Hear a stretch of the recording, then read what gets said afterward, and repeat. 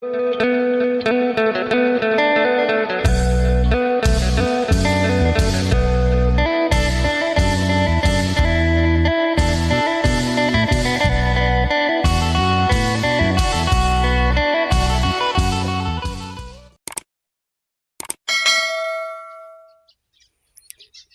สบายดีและสวัสดีพ่อแม่พี่น้อง FC กันมือสุขูสุคนบ่ว่าทางฝั่งลาวทางฝั่งไทยหรือต่างประเทศยินดีต้อนรับเข้าสู่ช่องบ่าวจะมั่มอีกแล้ว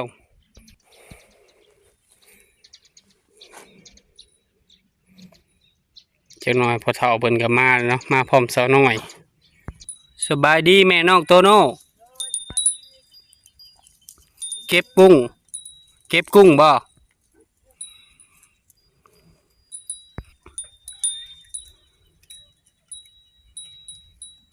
อ๋อกินคือเก่าเฮ้ยอ๋อคือแบบจะอ๋อใส่ผ้าอีตูเทโหระพากับแซ่บเลย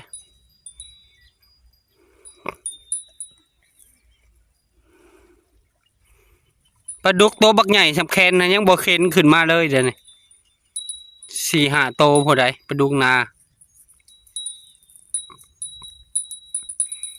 ได้อยู่บ่กันยาสอนเนาะนี่แม่หมักหอยนะลายนะ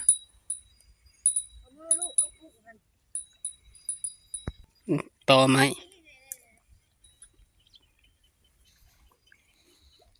ปลาบ่เฮ้ยปลาดุก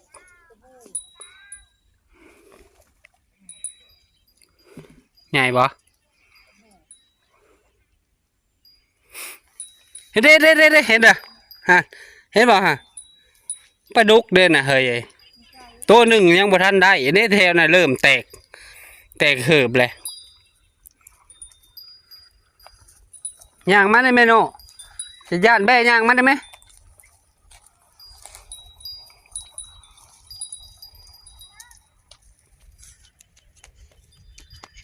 สบายดีลูกโตโน่ สบายดี โตโน่เฮ็ดหยังเบิ่งแม่งมปลาโน่บ่อยากงมบ่ลงไปบ่ลงบ่ เอ้าเบิ่งคือคืมฝนคือฝนสิตกข่าวว่าวันที่20ปลายฝนตกทางหลังชาวลาใหญ่เริ่มแตกเขิบเลยครับมันแบบมันแห้งมันยังคอยว่ามันอยู่ในขี้ต้มมาแหละขั้นง่ายในเห็ดโลดปลาดุกปลาคอครับมันแห้ง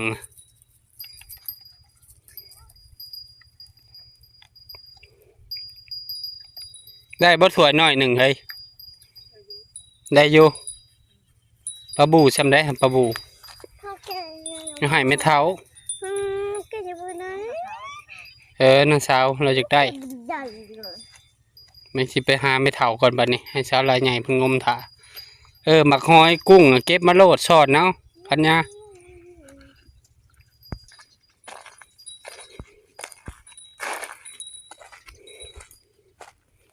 โอ้สาวน้อยเพิ่นทมแล้วเพิ่นก็เมื่อบ้าน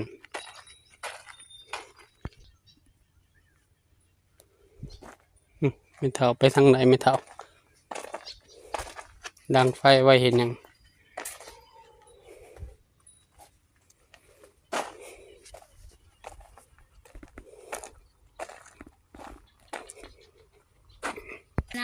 สบายดีน้องต้นไปไม่ไปงมปลาไปบ่นี่ลงฮะกันยาก็ลงแม่น้องโตโน่ก็ลงชาวเวนาอย่าว่าอยากสอนนะไปสอนบ้างพอได้กินได้สอนได้อยู่บ่มันก็บ่ได้เลิกปานใดมันแห้งหลายแหละยังไม่เท่ายังบ่ได้เมื่อบ่มื้อนี่ซื้อเขียดนอนอยู่พี่อีกเนาะน้ำน้องอันนี้ก็ถ่วมบ่มันมาแต่ใช้ไม่เท่ามาแต่น้องซาเฮาบ่มาได้พูดนะฮะแล้วมันลงนี้เนาะเฮาละน้ำบ่นี่นะน้ำน้องนี่มันก็มาแต่น้องบ่แอนะ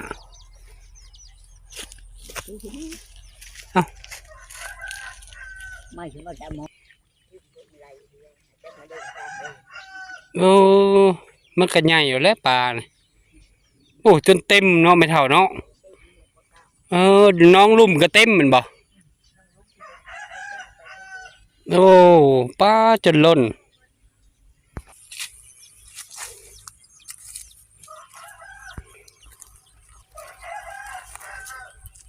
โอ้บ่เท่าคูณก็สิมาแล้วจะหน่อยนี่เจ้าก็มื้ออื่นมื้อฮื้อนี่ก็ฮอดแล้วนี่ตัวดีแล้วนี่ได้มางมปลาป้านและชะผู้ละมักหากินน่ะนะ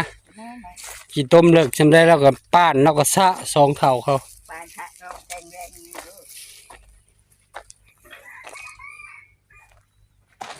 โอ้หมักเพชรยังเพิ่นก็งามเลยเด้หมักเพชรมักยังหอมเขียดกินบ่แม่เท่าโอ้ฮ้อนเลยเบิ่งคือฝนสิตกเนาะแม่เท่าเนาะเอ้าแห้งแล้วก็นอนอยู่นอกเลยเด้อฮะนอนสิเนาะนอนอยู่นอกมันเย็น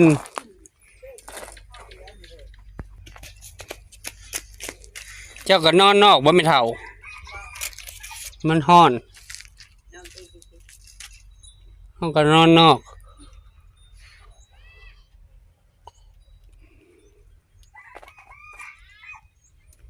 สิแกงเลยบ่เขียนนี่แกงแต่ แกงแล้วแหละแกงแล้วได้แกงแต่เงินยังไม่เน้นยังอยู่มื้อแรงบ่แล้วเนาะไข้แน่บ่บัดนี้หรือว่ายังเจ็บอยู่เจ็บอยู่หักไข้แดงหักไข้แดงค่อยๆไปเนาะผู้เฒ่าเนาะเจ็บอยู่ว่านี่ก็มีไข้แดงโอ้น้ำเฮาหาก็เห็นเนาะเอ้ามันคือท่วมอ่ะ ลายลิจะเนาะไม่เท่าฉันหมดหนอง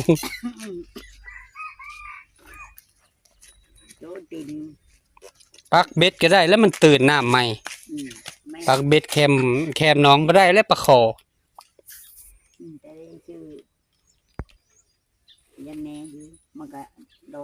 น้องบ่อยกันมีน้องปลาดุกบักหลายมีตัวบักใหญ่บักใหญ่นึงมันเอาปลาดุก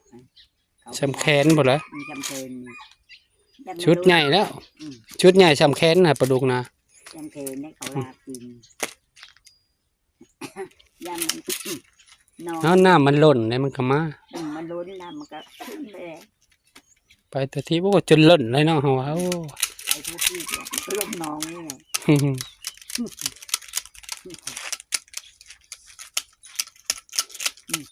ได้ว่างมปลาจะเนอะฮ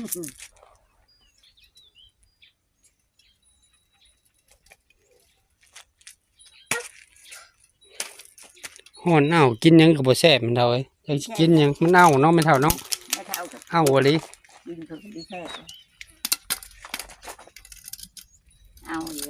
เอาแห้งเลยนี่เอาคือเอาวันนี้เขียดออกไปจักเนาะออกแล้วคืนนี้เขาชนะไปได้หลายเท่าได้การใช้การอยู่ลุมนี่เจ้าพระบริษัทโคมเนาะไปไต่กับกิตุน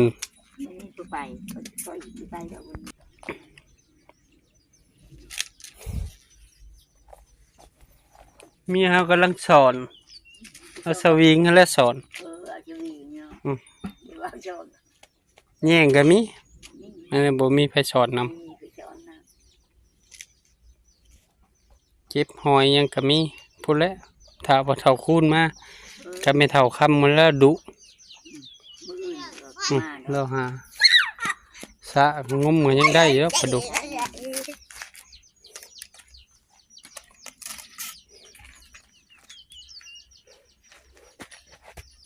เจ้าก็บริเลี้ยงไก่เลยเนาะ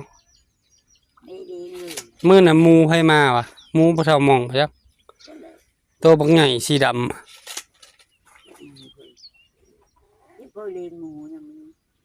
น่ะบ่าวมองแล้วน่ะแถวหน้าปลาเท่าเฮืองบ่เด้เฮือนหลังน่ะบักใหญ่อย่างในหมูนะเอา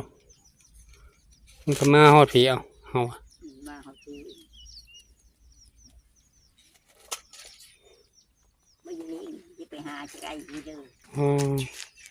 มานอนมื้ออื่นพุ่นแล้วกลับน้องไปเท่าน้อง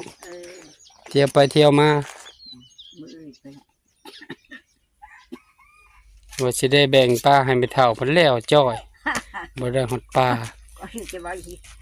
แต่แบบดูง่ายชื่อว่าแกงกินเห็นดอ อ้อมก็แซ่บอยู่ดอกอ้อม ดูง่ายนั่นชุดน้ำ ใหญ่ใหญ่กัน โดย ไปอยู่ ผัด ไข่มดแดง แซ่บเนาะอ้อมกิน ว่าจะมีเช็ดตูเลยพี่เลย ได้บ่ฮอด5โลปลาทำไมเฒ่าเฮาก็ยังนั่งเงือดอยู่ว่าโอ้มันไปทางใดเด้บัดตอนมีน้ำคือว่าเห็นหลายอยู่ แม่ต้องคิดเด็ด ไผก็บ่ได้ลงนะ มันไปทางใด คิดเด็ดในควายหันควายนี่อยู่ แม่นนะ อืม หรือว่าขี้ต้มเลิกแล้วมันอยู่ในขี้ต้มบ่แม่เฒ่า พูดจับพนูดู โอ้โหโอ้ย หวาน ปลานี่จะละลาย เดี๋ยวจะ ปกติเกือบ20ปีเนาะแม่เฒ่าเนาะ20ปลายปีมันก็ต้องออกแม่แพร่ลูกนี่ปลาคอ แม่ให้ลูกแล้วปลาคอ จังว่าเสื่องพิลึกก็ลิเฮาอะได้กินแต่โตวเดียวอะแหละ แม่น่ะ ได้แต่ปลาในก็เลยให้เพิ่นปลาใน7-8 โลน่ะก็เลยให้เพิ่นผู้เพิ่นออกน้ำมันหลายก็เพิ่นกินน้ำกันนั่นแหละเฮาเจ้าของน้องก็ยังบ่ได้เอาพอโตเลย แม่ มีแต่ได้กุ้งได้หอยนี่แหละพอได้กิน จากอันนี้ชมเชียวแม่ก็ดูน้องไข่ตัวนึงก็มีแม่มันน้อย นั่นแหละ พอไปอยู่ แม่นแหละ ห้างนึงก็แจ็คตัวเลยมาแล้วพามันอีกที บัดดูดแล้วผัดบ่มี ดูเดี๋ยว เฮาเลยก็ยังงึดอยู่ งึดเดียว บัดดู น้ำได้บ่หลายนึง แถวเตาถ่านก็ได้น้ำฮดเนาะมันไหลออกมาเนาะ ท่านก็ได้โหด บ่ได้อัน นี่ก็พอดีได้คิดเลย อืม ที่จะคู่ก็มันมีท่านเยอะคิดเลยเพิ่นมีได้แล้วห้าวแล้ว เอาอยู่ดีมีแห้งพักผ่อนไม่เท่าเอ้ย เออ อยากย่างปลาลินกลับไปสบายดีไม่เท่า ไม่ดี ต่อไปเยี่ยมไม่เท่าไม่เท่าเพิ่นกินออมเขียดเพิ่นซื้อเขียดนั่น40 บาทน้ำเบาหลอดบ่เห็นเนาะปลาขึ้นมาตายอยู่ทางโถกเนาะบ่ลงไปได้เนาะ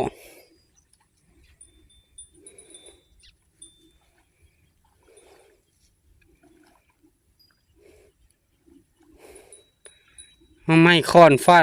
าดน้ำให้มันตื่นนะมันดีดขึ้นมาเอาโลดได้ปลายังก็เอาโลดกันเนี่ย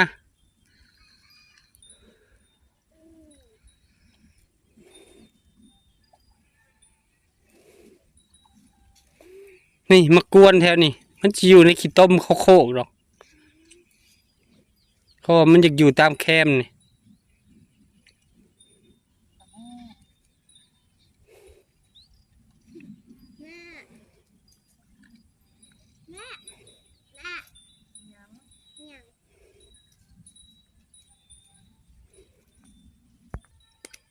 นี่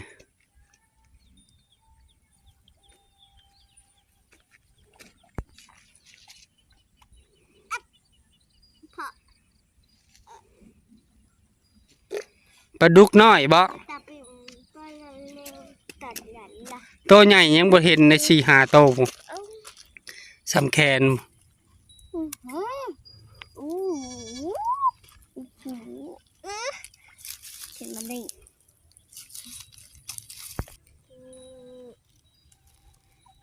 นอนเมบรถเฮ้ยศาลาใหญ่แม่นกตะโนเมบบุงดูเมบลอยเลย เกือกกับปลาเลย แม่จะเห็นปลาวะแม่ ปลาอันบ่มันดุดกี่ต้มแล้วหัน ปลาบือปลาบืออันนั่นแหละแบบหนามันดูดขี้ต้มหน่อย เกือกเฮ้ยเกือกเลย มันจึงเขื่อนปลานะตีนเขี่ยมันขุ่นมันบ่มี ไอ้แม่ ออกซิเจนให้มันขึ้นมาหายใจ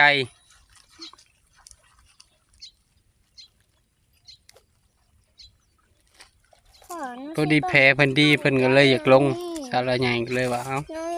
ลงก็ลง แล้ว ตีนก็ยังเจ็บอยู่ ไม่ได้ผ่าเด้ไม่อยากไปดู ถ้ามันแห้งเนี่ยแหละ ตัวนี้เป็นไงโอ้โหโอ้ย บ่ได้เลย ให้ก็เลยอดเอาอะหาของกินกินแรง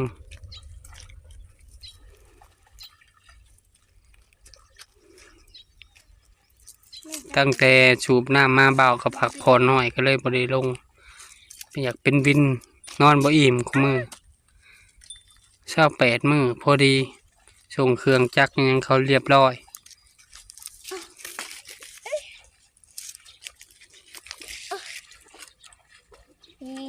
อันนั้นแหละมึงยังไงบุญมีอย่างละขาบอันนี้นะเมื่อ ให้บ่มันบวชเฮ้ย ห่วงมือระดับ ฝากพ่อแม่เป็นกำลังใจให้แม่น้องโตโน่ในเด้อพ่อแม่พี่น้องเป็นกำลังใจบ่าวจะมั่มขอบุญขอบคุณพ่อแม่FC ทุกท่านที่เบิ่งคลิปบ่าวจะมั่มแต่ต้นจนจบ โดยบ่ขามโฆษณาเนาะเพื่อเป็นกำลังใจให้บ่าวจะมั่มเฮ็ดคลิปใหม่ๆออกมาให้พ่อแม่พี่น้องนะครับได้ชมขอบุญขอบคุณเนาะป้าวันที่คอยซัพพอร์ตครอบครัวบ่าวจะมั่มแล้วก็แม่เฒ่าตลอดมาขอให้ป้าวันเพิ่นอยู่ดีมีแรง สุขภาพร่างกายเข้มแข็งเนาะไปใส่มาใส่ตลอดปลอดภัยเนาะโดยเจอกันคลิปหน้าเด้อบรรยากาศคือคืมฝนยามแรงๆเนาะพ่อแม่พี่น้อง5 โมงแรงนะเจอกันคลิปหน้าเด้อขอกล่าวคำว่าสบายดี